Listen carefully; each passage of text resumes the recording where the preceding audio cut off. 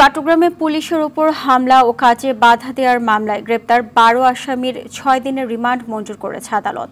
সকাল 10:30টার দিকে চট্টগ্রামের অতিরিক্ত চিফ মেট্রোপলিটন ম্যাজিস্ট্রেট সরকার হাসান শাহরিয়ার শুনানি শেষে এই আদেশ দেন। এর আগে গত সোমবার পুলিশের ওপর হামলার আরেক মামলায় ৮ আসামির ৭ দিন করে রিমান্ড মঞ্জুর করা হয়।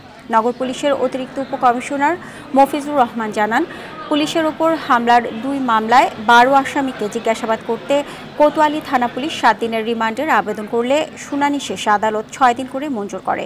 রাষ্ট্রদ্রোহ মামলায় গ্রেপ্তার সম্মিলিত সনাতনী জাগরণ জোটের মুখপাত্র চিন্ময় কৃষ্ণ দাসের জামিন নামঞ্জুর হওয়াকে কেন্দ্র করে গত ২৬ নভেম্বর আদালত প্রাঙ্গণে ব্যাপক সংঘর্ষের ঘটনা ঘটে। এ সময় আইনজীবী সাইফুল হত্যার ঘটনায় একটি এবং পুলিশের উপর হামলা ও কাজের বাধা দেওয়ার ঘটনায় আরও ৪টি মামলা হয়।